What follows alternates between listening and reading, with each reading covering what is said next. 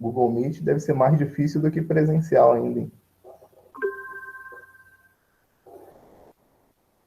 Essa de gravar vídeo aula aí é maneira, é uma boa ideia, né?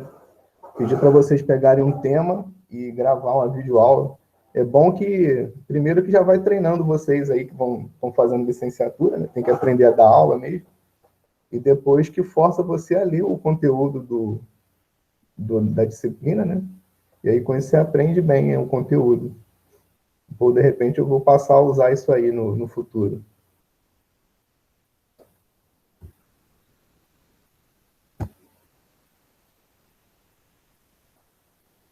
Acho que já dá para a gente começar já. Já tem 10 pessoas aqui, que é a média de quórum aí das últimas aulas. Período que vem, quem vai dar Física 3 não vai ser eu, não. Provavelmente não. Deve ser o Adriano, que ele já começou já com o pessoal que está no quarto período agora. Então, ele já deve estar preparando lá o material e tal. Então, provavelmente, ele deve continuar. Agora tem uma professora nova de física na escola, que está dando aula para o pessoal do integrado. Então, a nossa carga horária vai ficar menos puxada para os próximos semestres. Acho que a gente deve continuar mantendo aí essa organização mesmo. Não vai precisar alterar isso, não.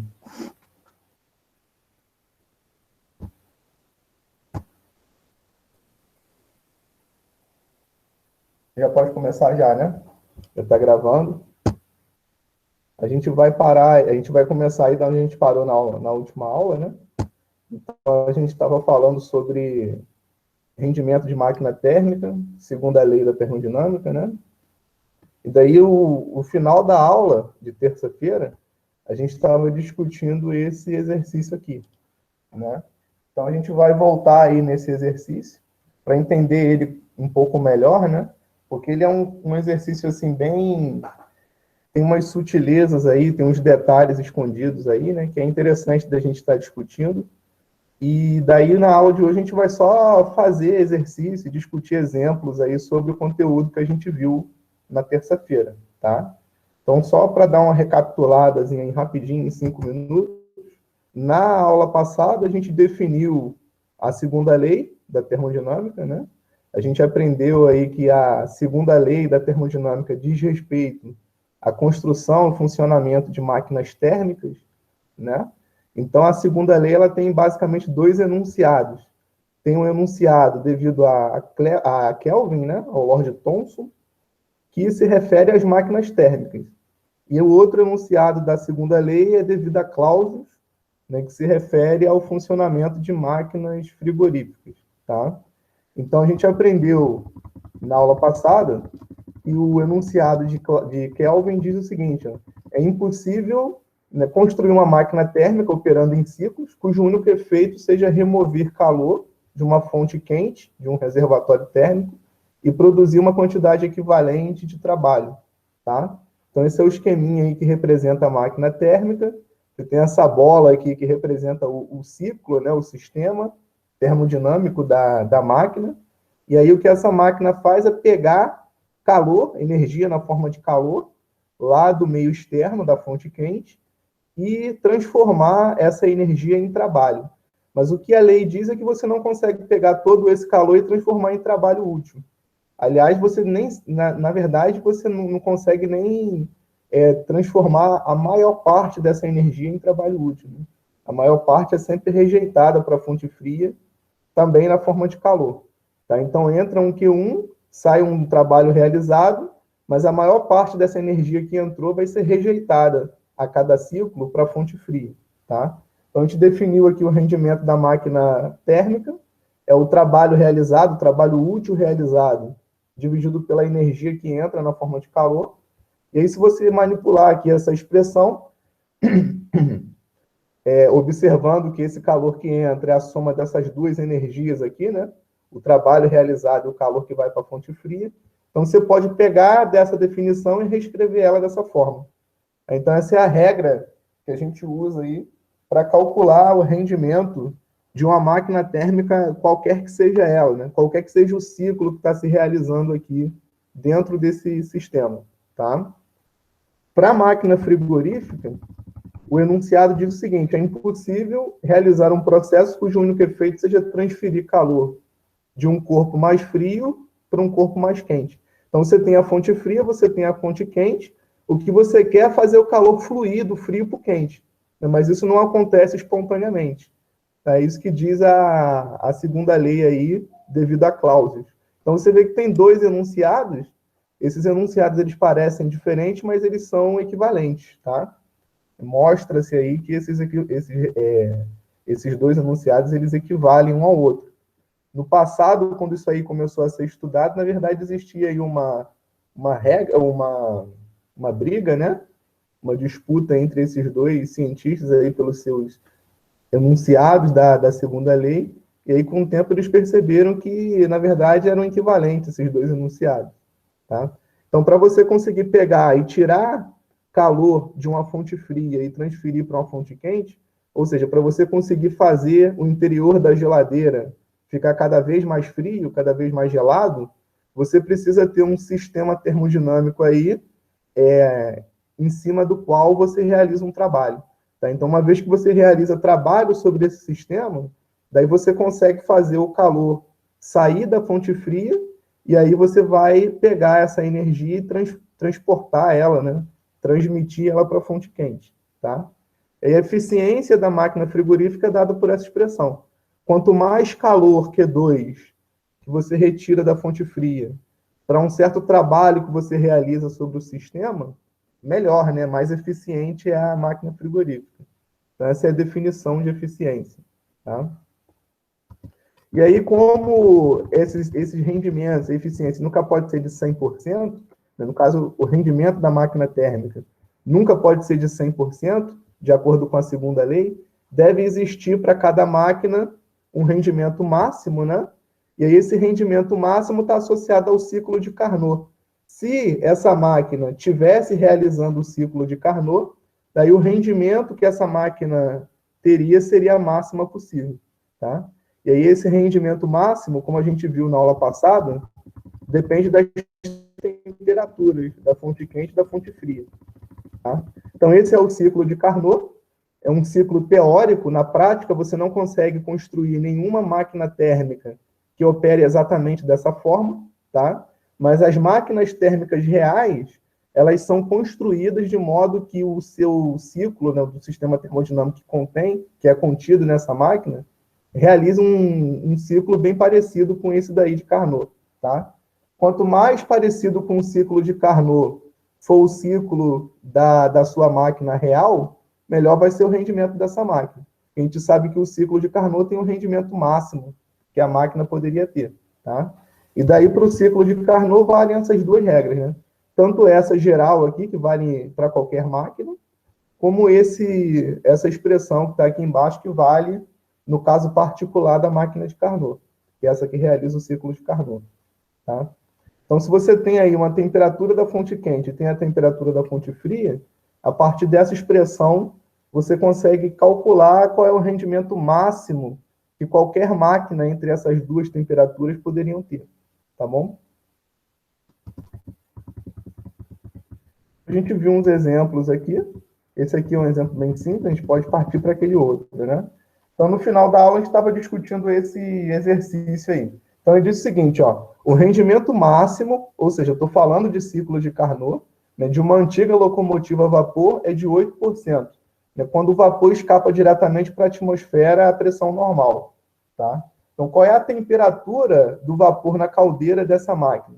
Então, em outras palavras, né, o que se pede aqui na letra A é a temperatura da fonte quente. Tá? Qual que é a temperatura da fonte quente? Então, quais são os detalhes que estão escondidos aí nessa informação, nesse enunciado? O primeiro diz que a máquina está realizando o seu rendimento máximo, né? Então, essa locomotiva, o motor da locomotiva tem um rendimento máximo, que aqui é dado de 8%. Se o rendimento é máximo, eu estou falando de máquina de Carnot, então eu posso usar, né, essa expressão que está aqui embaixo, né? Então, para uma máquina de Carnot, vale essa regrinha de a gente usa as temperaturas aqui da fonte fria e a temperatura da fonte quente. O que eu quero determinar nessa questão, na letra A, é qual é a temperatura que a fonte quente tem, ou seja, qual é a temperatura dessa caldeira, né? Para isso, eu tenho que ter o rendimento, que foi dado para a gente, e eu tenho que ter a temperatura da fonte fria, né? Que é a temperatura com que o vapor sai da sua máquina aí, da locomotiva, tá? Então, qual que deve ser o valor desse T2 aqui? Ó, se o meu enunciado está informando que o vapor ele escapa diretamente para a atmosfera, a pressão normal, se o que sai dali da chaminé da locomotiva é vapor de água, significa que esse vapor de água não pode ter uma temperatura abaixo de 100 graus, né? A menor temperatura possível que esse T2 aqui vai assumir é de 100 graus Celsius. Porque a pressão normal, se a temperatura fosse mais baixa do que 100, não seria vapor que ia sair dali da chaminé, ia ser já água, né? Gotículas de água, tá? Então, para você ter vapor saindo da chaminé da locomotiva, esse T2 aqui ele tem que assumir o valor menor que ele pode. E se tratando de vapor, o menor valor de T2 é 100 graus Celsius, tá? Então, esse T2 vale 100. Quando eu uso 100 aqui, naturalmente o rendimento ele vai ser o máximo possível, né?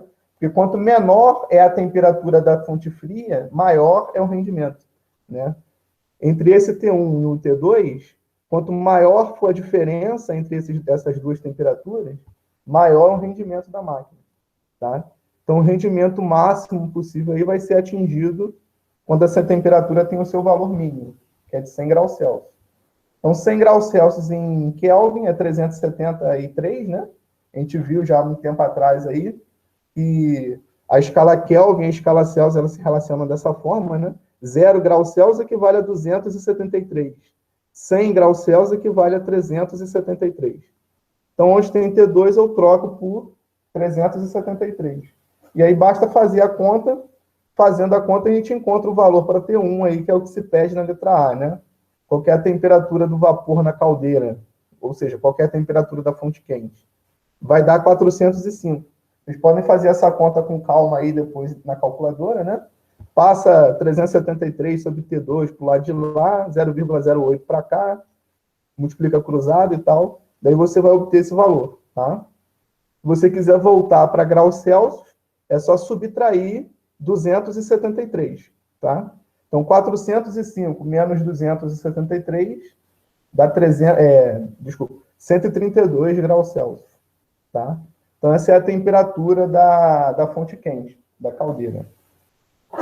E aí, na letra B, ele fala o seguinte, ó, qual seria o rendimento se houvesse um condensador para resfriar o vapor na saída a temperatura ambiente de 27 graus Celsius?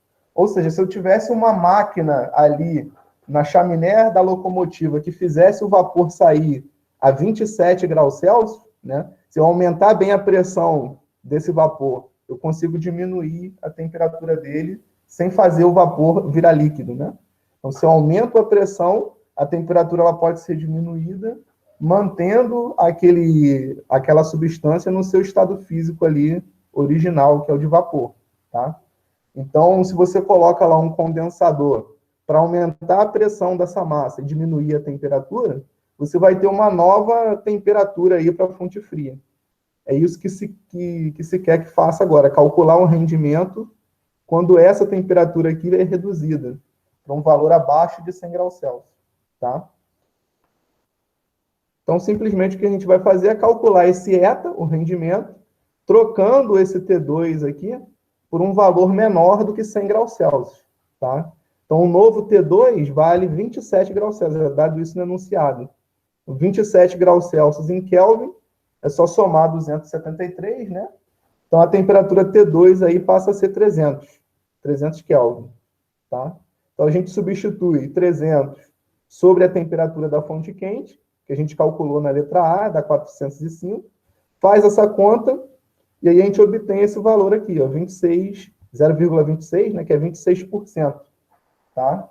Então, se eu conseguir reduzir bastante a temperatura da fonte fria, ou seja, eu distanciei mais, né, a diferença aqui entre T1 e T2 ficou maior, tá vendo?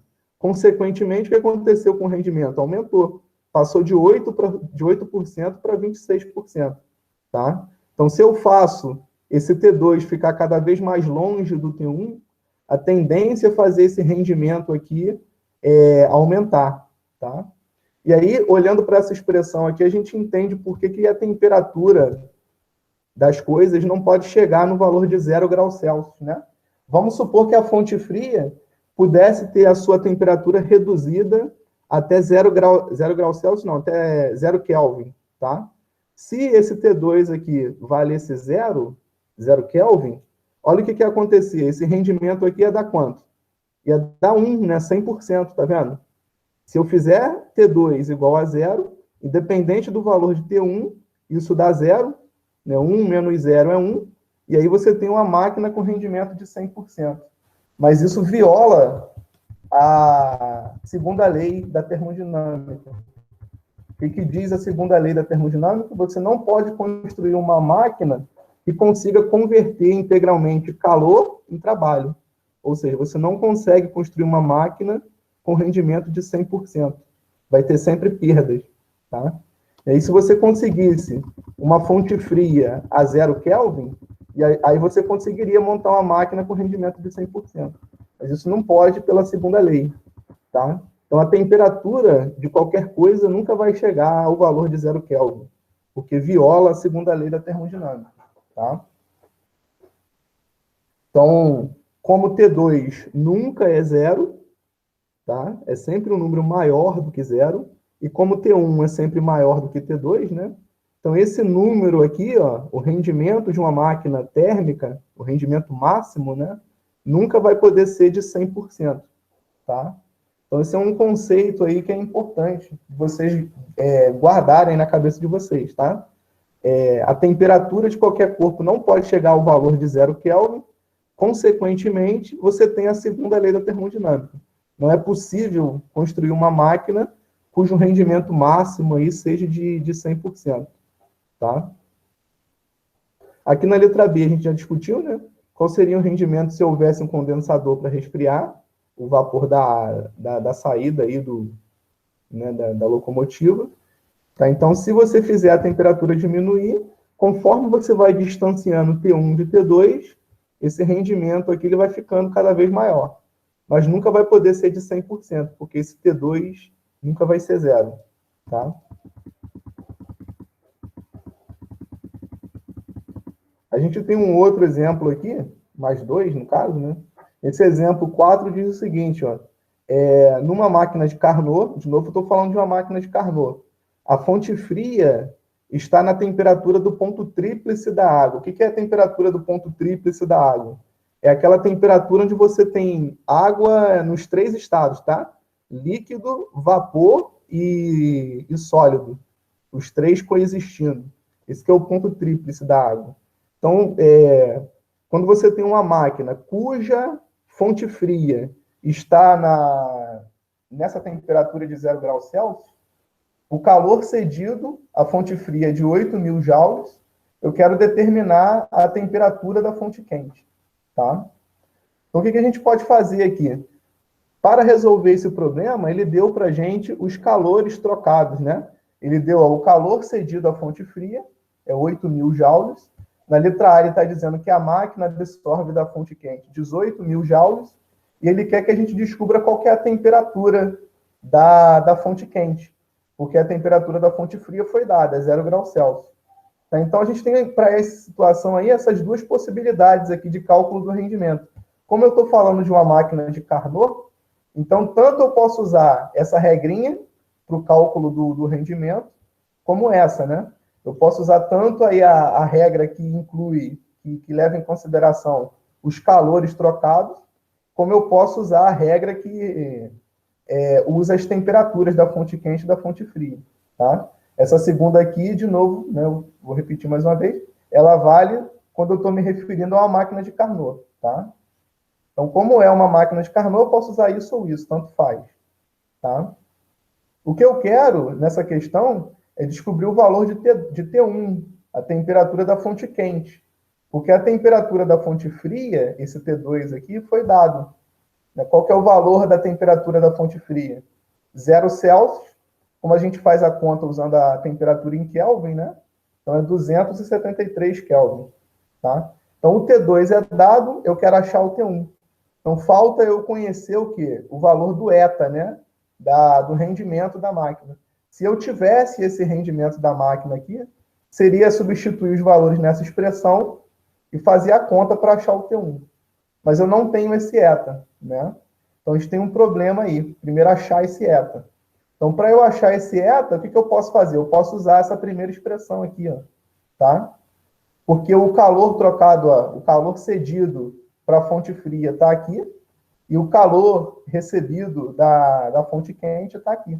Então, é substituir Q2 por 8.000, né, o Q1 por 18.000, fazer essa conta, e aí eu tenho o eta que eu preciso aí para calcular a temperatura da fonte quente, tá? Só que esse procedimento que eu estou falando para vocês, de achar o eta aqui e substituir aqui para achar o Q1, é muito trabalhoso, né? A gente pode ser um pouco mais esperto, já que o que ele quer é que a gente determine aí o valor de T1, da temperatura da fonte quente.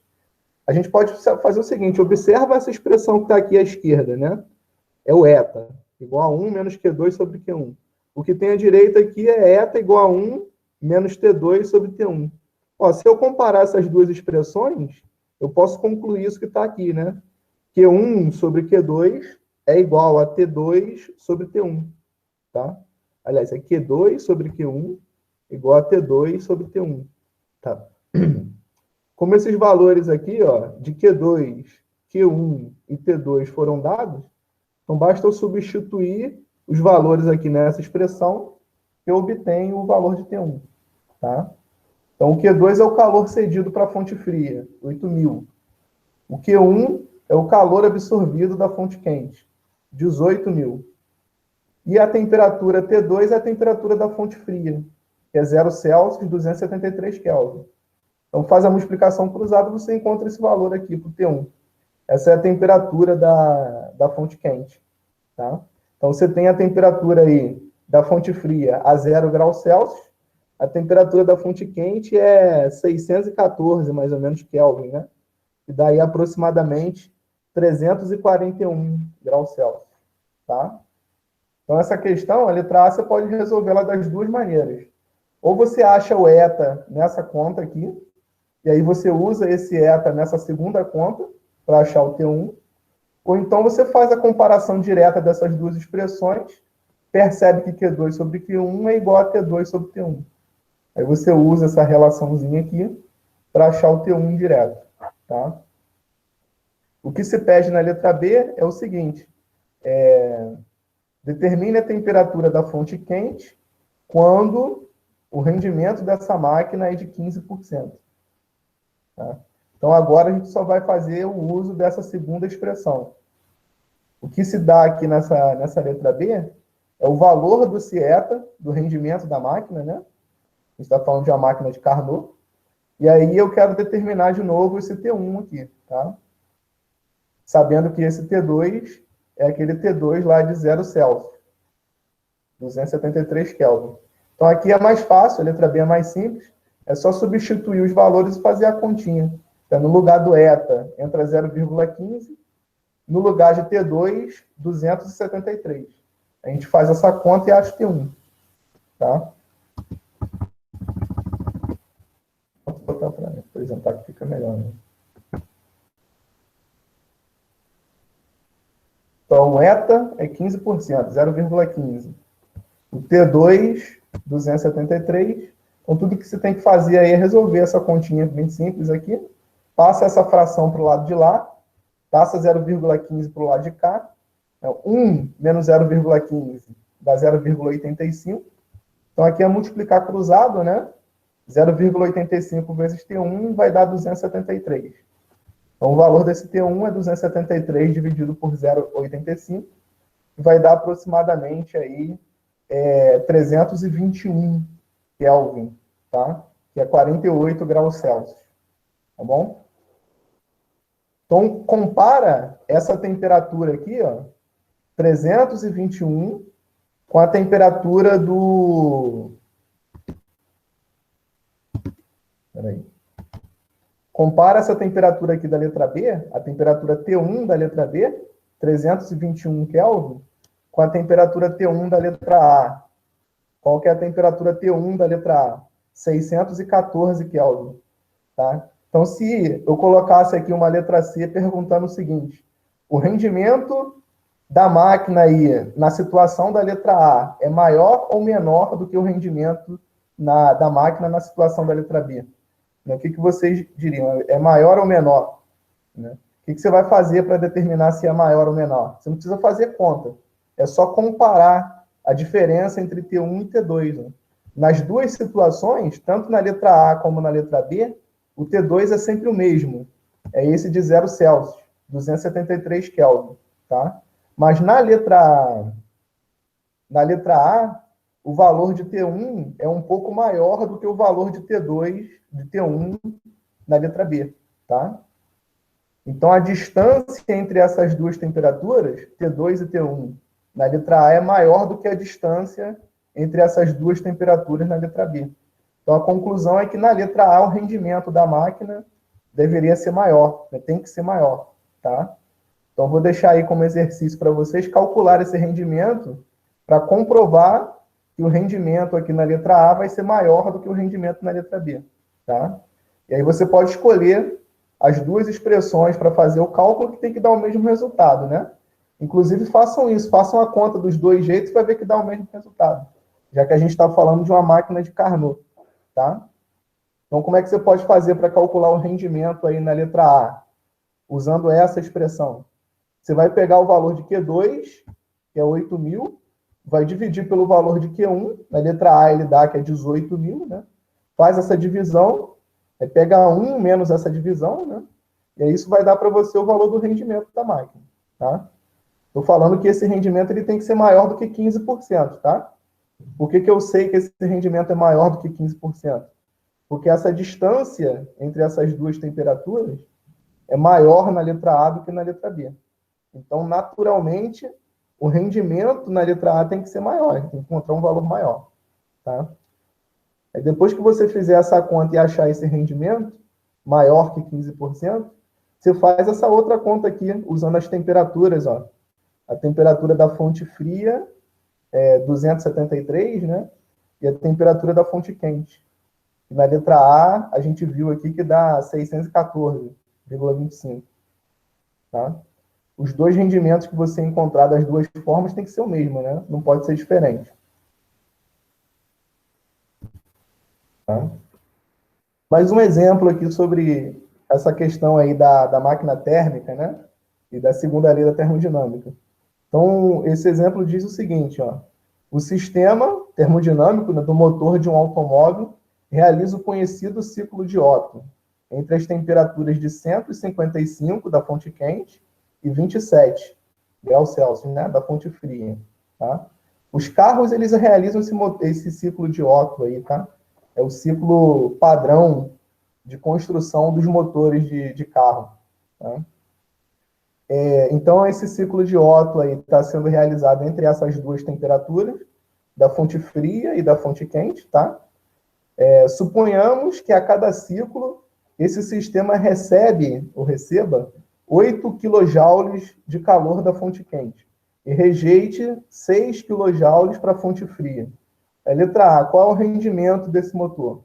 Então, de novo, como aqui os calores foram dados, né? Os calores trocados com a fonte fria com a fonte quente, basta usar essas duas informações, né, o Q1 e o Q2, para determinar o valor do eta, do rendimento dessa máquina, tá? Eu poderia usar as temperaturas para achar o rendimento dessa máquina na letra A? Não posso, tá? Porque aqui ele não está falando que essa máquina está realizando o seu rendimento máximo possível, né? Entre essas temperaturas. Está realizando o ciclo de Otto, não o ciclo de Carnot. Se estivesse realizando o ciclo de Carnot, aí sim eu poderia usar tanto essa expressão, usando os calores, né? Como aquela outra expressão, usando as temperaturas. Essas aqui. Tá? Mas como aqui nada é dito nesse enunciado a respeito do rendimento dessa máquina, inclusive é dito, né? É dito sim. É dito que o ciclo é de Otto, não de Carnot. Então, a gente está proibido aí de calcular o rendimento na letra A aqui, a partir das temperaturas. A gente tem que usar essa fórmula aqui, que considera os calores trocados. Tá? Então, essa conta é muito simples, né? O Q2 é 6, o Q1 é 8, substituindo aqui vai dar 0,25 de rendimento, 25%. 6 sobre 8 é 3 sobre 4, 1 menos 3 quartos é 1 quarto, 1 quarto é 25%, 0,25. Tá? Então, se é isso que está acontecendo, ou seja, se essa máquina está pegando 8 kJ e despejando 6 kJ, o rendimento dela é de 25%. Tá? Aí na letra B ele fala o seguinte, ó, determine o rendimento máximo que esse motor poderia ter se fosse possível construí-lo operando em ciclo de Carnot. Aí sim, como eu estou falando agora de ciclo de Carnot, então eu posso calcular o rendimento máximo aí, olhando as temperaturas. Tá? Para o ciclo de Carnot, as duas formas valem, tanto faz. Tá? Então, qual seria o rendimento se eu pudesse construir esse motor operando o ciclo de Carnot entre as mesmas temperaturas da fonte quente e da fonte fria? Então, o que eu tenho que fazer agora é calcular o rendimento a partir das temperaturas, porque eu quero saber o rendimento máximo associado a um ciclo de Carnot entre essas duas temperaturas aqui. Tá? Então, esse é o T1, né? É a temperatura da fonte quente. Esse é o T2, a temperatura da fonte fria. O que eu tenho que fazer é passar para Kelvin, porque eu só posso fazer a conta em Kelvin. Tá? Então, ó, essa temperatura aqui, quando eu passo para Kelvin, 27, né? Passando para Kelvin, é somar 273. Vai dar 300. Tá? E essa outra temperatura aqui, somando 273, dá 428. Então, essa conta aqui, para mim, vai dar o valor do rendimento máximo. Tá? Então, façam essa conta aí na calculadora e verifiquem que dá 0,30, 30%. Tá bom? Ou seja, o rendimento ali do ciclo de Otto é menor do que o rendimento se o ciclo fosse de Carnot. Como não poderia ser diferente, né? O ciclo de Carnot é aquele que confere o rendimento máximo possível, dada essas temperaturas aqui para a fonte fria e para a fonte quente. Tá? Então, se vocês fizerem uma conta qualquer, num certo exercício qualquer aí, e vocês encontrarem um rendimento maior do que aquele associado ao ciclo de Carnot, considerando as temperaturas da fonte fria e da fonte quente, então vocês podem concluir que tem algum problema aí nessa questão que você está resolvendo, tá? Ou você fez alguma conta errada e chegou no resultado errado, ou então o enunciado da sua questão está mal formulado, tem algum problema, tá? O rendimento de uma máquina qualquer, entre as temperaturas da fonte fria e da fonte quente, nunca pode ser maior do que o rendimento da máquina de Carnot, do ciclo de Carnot. Ok? Acho que aqui no slide não tem mais questão. Agora a gente pode discutir uns exercícios conceituais, e daqui a pouco eu vou botar lá no e-mail de vocês, para o caso de vocês quererem estudar um pouco mais esse assunto, né?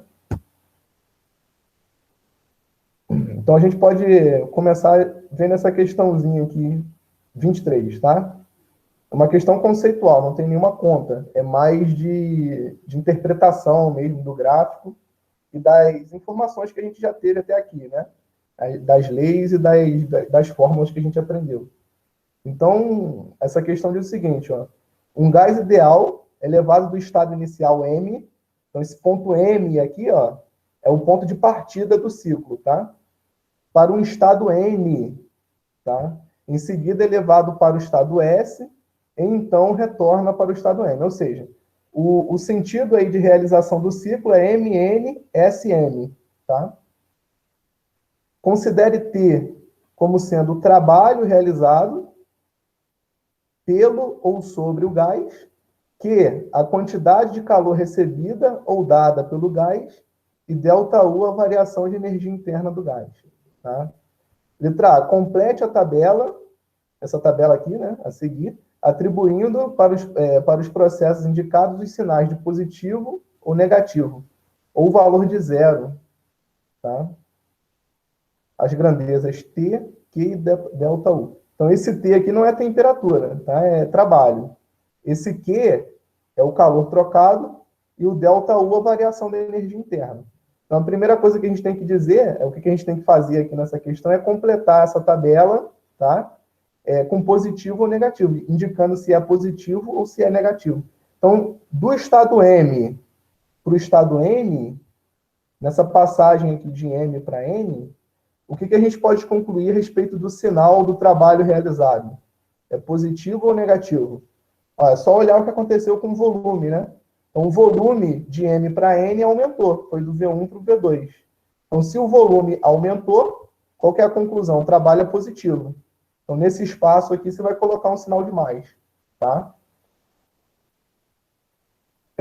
Se a gente for olhar para o ΔU, para a variação da energia interna, nesse processo de M para N, o que a gente pode concluir? Esse ΔU, ele é maior, menor ou igual a zero?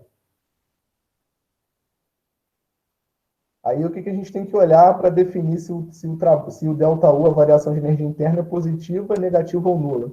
Tem que olhar para a temperatura, né? A energia interna só depende da temperatura. Então, se a temperatura aumenta, o ΔU é positivo. Se a temperatura diminui, o ΔU é negativo. E se a temperatura não muda, o ΔU é zero, tá? Então, como é que eu faço para avaliar se a temperatura aumentou ou diminuiu aí, quando passou de M para N? É muito simples, olha só, a gente vai usar aquela regrinha que a gente aprendeu lá atrás, né? P vezes V sobre T tem que se manter constante, tá? Pressão vezes volume sobre temperatura tem que se manter constante. Então, se a gente olhar para esse gráfico aqui que representa a transformação de M para N, ó, a pressão não mudou, ela permaneceu igual, mas o volume aumentou. Então, o que tem que acontecer com a temperatura se a gente observar essa regra aqui? Ó, a pressão não muda, o volume aumenta. Vamos dizer que o volume tenha dobrado, tenha virado o dobro. A temperatura tem que dobrar também, ela tem que aumentar para a proporção se manter na mesma constante, no mesmo valor constante, tá? Então, se eu olhar para esse processo aqui, ó, de M para N, a conclusão é que a temperatura aumentou. Ou seja, o ΔU, ele é positivo, é maior que zero, né? Tá? Então, são essas coisas aqui que vocês têm que estar sabendo aí, né? Naquele questionário que eu passei para vocês lá na plataforma, tem algumas questões que são interpretativas, assim, desse jeito. Você não precisa fazer nenhuma conta, você tem que conhecer o conceito, né, e analisar o gráfico aí a partir dos conceitos, tá? Vamos fazer mais uma aqui, seguindo aqui essa ordem, tá? De N para S. Vamos ver o que ele já deu aqui para a gente de informação. Ele deu que o ΔU, a variação de energia interna, é zero. Ó. Então, isso aqui é uma informação que vai ser útil aí para a gente concluir as outras duas, tá? Ó, se de M para S o ΔU é zero, significa que a temperatura aqui em N é igual à temperatura aqui em S, tá? Porque o ΔU, a variação de energia interna, depende da temperatura. Tá? Aliás, a energia interna depende da temperatura. Então, se o ΔU não varia, dá zero, é porque as temperaturas nesses dois estados é a mesma. Tá?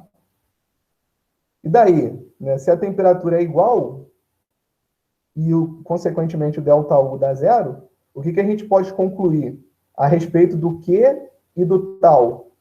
A gente pode concluir que eles são iguais, exatamente iguais, né? Isso porque a gente já aprendeu a primeira lei da termodinâmica, que está aqui nesse slide. Tá, ó. Essa é a primeira lei da termodinâmica. Então, se o ΔU dá zero, consequentemente, esse Q e esse W devem ter exatamente o mesmo valor, né? Se esse W aqui é 10, o Q é 10 para o ΔU dar zero. Se esse ΔU é menos 10, o Q tem que ser menos 10 também, para o ΔU dar zero. Eles são rigorosamente iguais, tanto em valor, né, em intensidade, como em sinal, tá? tanto em valor como em sinal, tanto em intensidade como em sinal, tá? Então, eu posso concluir o seguinte, já de cara eu sei que tanto o trabalho como o Q são negativos, né? Por que eles são negativos? Porque o volume diminui, tá vendo?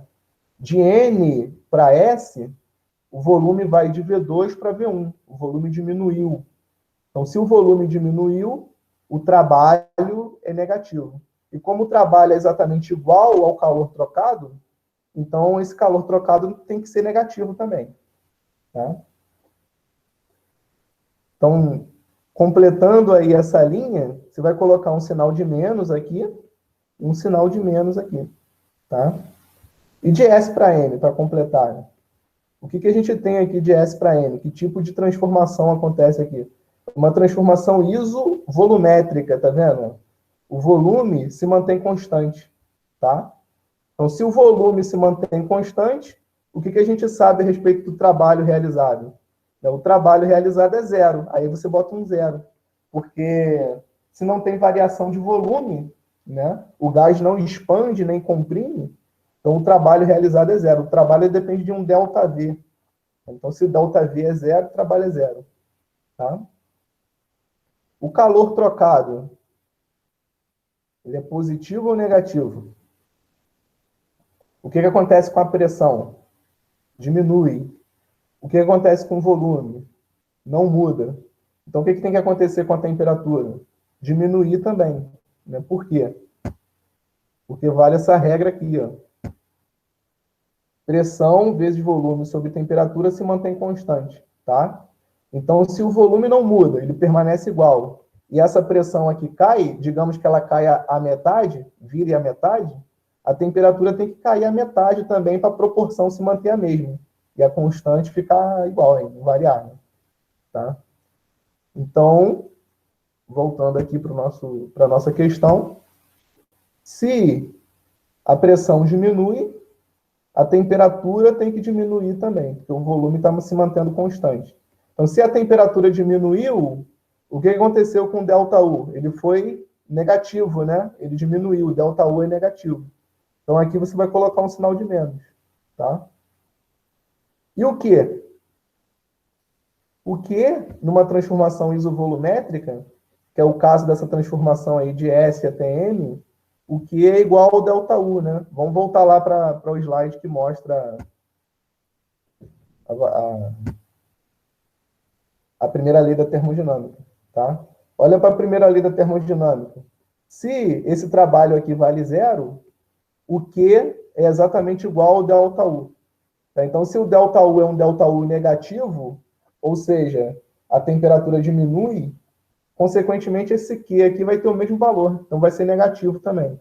Aí, completando essa tabela, esse Q aqui vai ter um sinal de menos, aqui é um sinal de menos. Tá? A letra B ele pede para justificar as respostas do processo de M para N. A gente já fez isso, né? Ao longo aí da explicação. Tá? Uma outra coisa que eu queria comentar com vocês é essa questão aqui, ó. A 19. É uma questão bem fácil, na verdade, tá? Mas é para a gente discutir um assunto aqui que é relevante também, é um conceito importante. Aqui diz o seguinte, ó. Um gás ideal evolui do estado A, que é essa quina aqui, tá? Até um estado C, que é essa quina daqui de baixo. Considerando os processos A, B, C e C, D, aliás, A, B, C, A, B, C e A, D, C, A, D, C, indicados no diagrama seguinte. Tá, então, isso aqui, prestem bem atenção. Não sei se, de repente, se eu aumentar, ajuda aí a...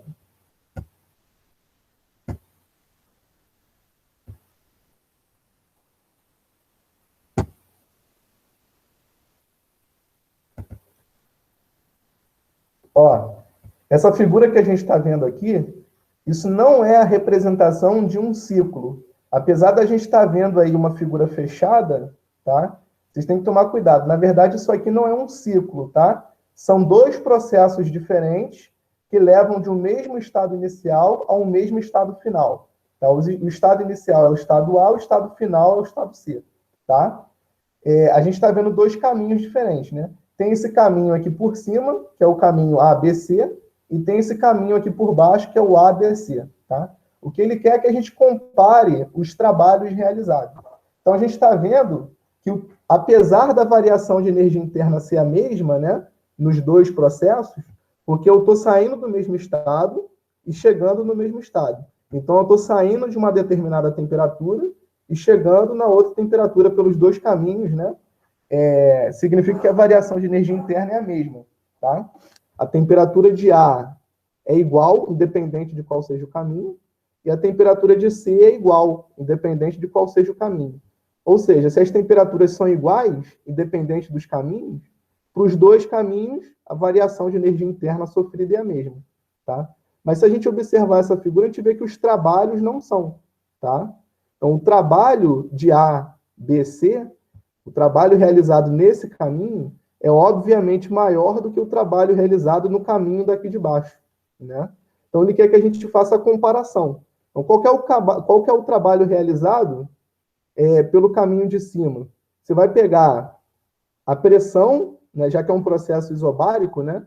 Esse processo de A para B é um processo isobárico, a pressão constante. E vai multiplicar pela variação de volume, ó, tá? Então, qual que é o valor da pressão aqui? 2P. Qual que é a variação de volume que acontece aqui? É V, né? De V para 2V, variou V, tá? Então, o trabalho realizado é 2PV.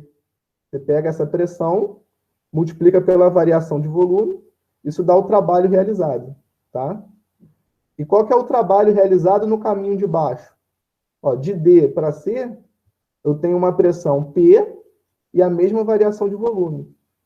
Tá? Então, o trabalho aqui nesse caminho de A, D, C, vai ser P vezes V. É a metade, tá? Pelo caminho de cima é 2PV, pelo caminho de baixo é só PV, tá?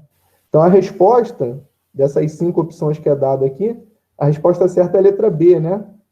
Ó, o trabalho no processo de A, B, C é 2 vezes o trabalho aí no processo de A, D, C, tá? Mas não é isso que é interessante de se observar nessa questão, não. O que é interessante da gente observar é essa questão do conceito, tá? Apesar dos trabalhos serem diferentes, a variação de energia interna não, tá? Então, a conclusão que a gente chega é a seguinte: a variação de energia interna, quando eu saio de um certo estado inicial e vou até um estado final, não depende do caminho que é feito o processo, tá? Independente do caminho, a variação de energia interna é a mesma. A gente diz, então, que a variação de energia interna é uma função de estado, tá? Então, guardem essa informação aí, que ela é um conceito importante, tá? Quando a grandeza, a variação de uma determinada grandeza, não depende do caminho seguido entre um estado inicial e um estado final, dentro do diagrama de fases aí, né, pressão versus volume, a gente chama essa grandeza de função de estado, tá? Então, a energia interna é uma função de estado. A variação de A para C não depende do caminho. Se eu escolho o caminho por cima, ou se eu escolho o caminho por baixo, ou se eu escolho qualquer outro caminho aleatório aqui nesse espaço de fase, se eu saio de A e vou a C, a variação de energia interna é a mesma, tá? A gente vai discutir, muito superficialmente na próxima aula, uma outra função de estado que é a entropia, tá? A entropia também não depende do caminho, ela só depende do estado inicial e estado final. A gente vai ver o conceito disso aí bem assim, en passant, na próxima aula, tá? Então, vocês estão vendo aí que o trabalho depende do caminho, tá? O calor trocado depende do caminho. Mas aquela diferença, Q menos W, né, que é o ΔU, essa não depende do caminho, tá? Então, se eu olhar para essa expressão aqui da primeira lei da termodinâmica, o trabalho não é uma função de estado, porque o caminho entre a variação, né, de um estado para o outro, se eu sigo um determinado caminho ou se eu sigo o outro, o trabalho realizado em cada processo é particular daquele caminho. A mesma coisa acontece para o Q, para o calor trocado. Mas o ΔU não. Se eu saio do estado A e vou para o estado B, tanto faz com o trajeto que eu vou fazer no espaço de fase ali. A variação de energia interna é sempre a mesma. Isso é o que a gente chama de função de estado. Tá? Então, decorem aí essa regra, essa informação. Na aula que vem, a gente vai discutir uma outra função de estado, que é a entropia, tá?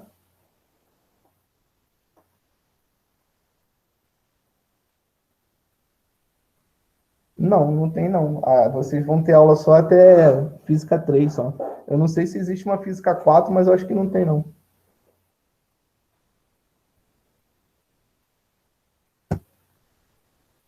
Beleza? Alguma dúvida aí com relação a isso que a gente viu aqui na aula de hoje? Esses conceitos aí sobre primeira lei e segunda lei da termodinâmica, no caso de vocês que estão fazendo química, né? Vocês vão ter. É bom vocês aprenderem isso aí, né? E vai chegar uma hora, se é que esse momento já não é presente na vida de vocês aí no curso, que esses conceitos eles vão ser usados na química. Tá lá na termoquímica, na fisicoquímica, lá, vocês vão ter que usar um pouquinho dessas regras aí. Então, aprendam bem esses conceitos da termodinâmica aí, porque para vocês vai ser bem importante, tá?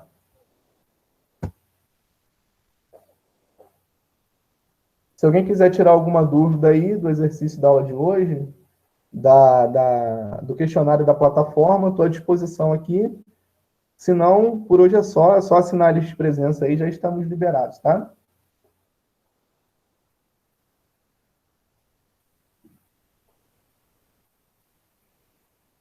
Boa noite.